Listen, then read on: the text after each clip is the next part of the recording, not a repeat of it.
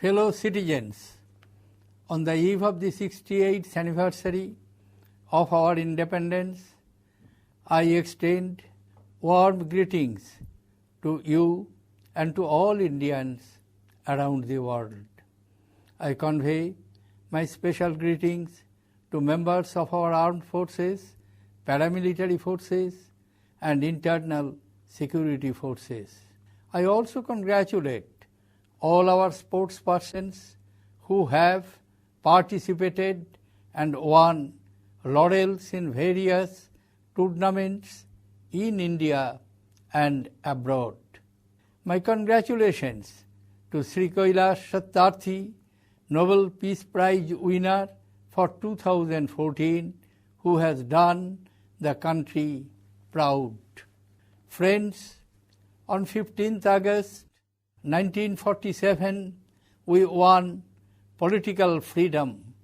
The birth of modern India was a moment of historic exhilaration, but it was also tinged with the blood of unimaginable suffering along the length and breadth of our country.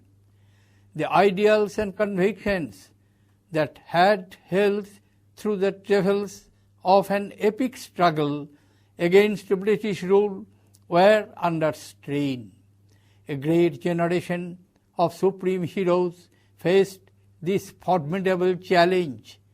The sagacity and maturity of that generation saved our ideals from deviation or degeneration under the pressure of emotion, including rage. India's pride, self-esteem, and self-respect, born from a civilizational wisdom which inspired the Renaissance that won us freedom, was distilled into the principles of our Constitution by these extraordinary men and women. We have been blessed by a Constitution that launched India's march towards greatness. The most precious gift of this document was democracy, which reshaped our ancient values into a modern context and institutionalized multiple freedoms. It turned liberty into a living opportunity for the oppressed and impoverished, offered equality and positive discrimination to the many millions who had suffered social injustice, and instituted a gender revolution that has made our country an example of progress. We abolished archaic customs and laws and ensured change for women through education and jobs. Our institutions are the infrastructure of this idealism. Fellow citizens, the finest inheritance needs constant care for preservation. Our institutions of democracy are under stress. The Parliament has been converted into an arena of combat rather than debate. It is time to recall what Dr. B.R. Ambedkar, chairman of the drafting committee of the Constitution, said while making his closing speech in the Constituent Assembly in November 1949, and I quote, "The working of a constitution does not depend wholly upon the nature of the constitution. The constitution can provide only the organs of state such as the legislature, the executive, and the judiciary. The factors on which the working of these organs of the state depends are the people and the political parties they will set up as their instruments to carry out their wishes and their politics. Who can say how the people of India and their parties will behave?" Unquote. If the institutions of democracy are under pressure, it is time for serious thinking by the people and their parties. The correctives must come from within. Fellow citizens, our country's rise will be measured by the strength of our values, but it will equally be determined by economic growth and equitable distribution of the nation's resources. Our economy promises much hope for the future. The new chapters of the India story are waiting to be written. Economic reforms is a work in progress. Our performance over the last decade has been commendable, and it is most heartening that after a dip, we have recovered to 7.3% growth in 2014-15. But the benefits of growth must reach the poorest of the poor much before they land in the bank accounts of the richest of the rich. We are an inclusive democracy and an inclusive economy. There is place for everyone in the hierarchy of wealth. But the first call goes to those who suffer on the brink of deprivation. Our policies must be geared to meet the zero hunger challenge in a foreseeable future. Fellow citizens, the symbiotic relationship between man and nature has to be preserved. A generous nature, when violated, can turn into a destructive force, leading to calamities, resulting in huge loss of life and property.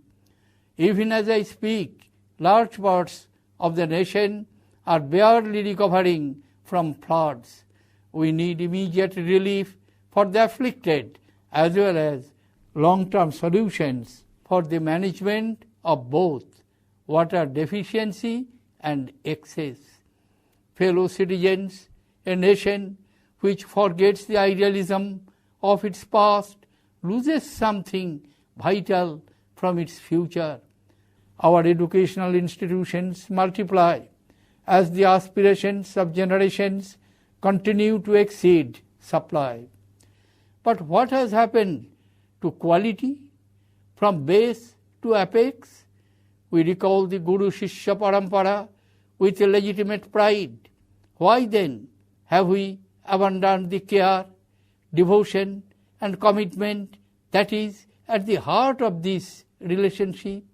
A guru, much like the soft and skillful hands of a potter, molds the destiny of Shishya. The student, with devotion and humility, acknowledges the debt of the teacher. Society respects and recognizes the merit and scholarship of the teacher. Is that happening in our education system today? Students, teachers, and authorities must pause and introspect. Fellow citizens, our democracy is creative because it is plural, but diversity must be nourished with tolerance and patience. Vested interests chip away at social harmony in an attempt to erode many centuries of secularism. In an age of instant communication, through ever-improving technology, we must remain vigilant to ensure that the devious designs of a few never overcome the essential oneness of our people.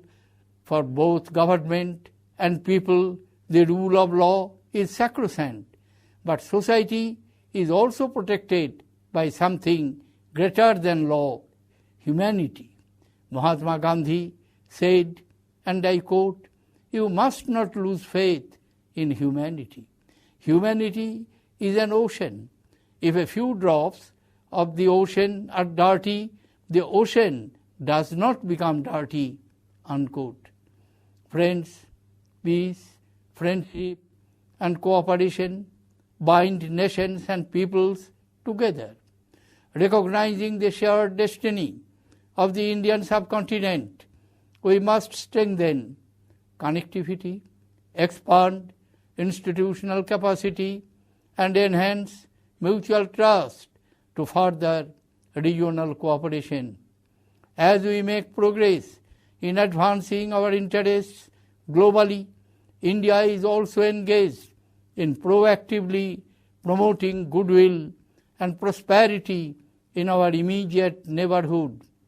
It is heartening that the long-pending land boundary issue with Bangladesh has been finally resolved. Fellow citizens, while we offer our hand willingly in friendship, we cannot stay blind to deliberate acts of provocation and a deteriorating security environment. India is a target of vicious terrorist groups operating from across the borders. Except the language of violence and the cult of evil, these terrorists have no religion and adhere to no ideology.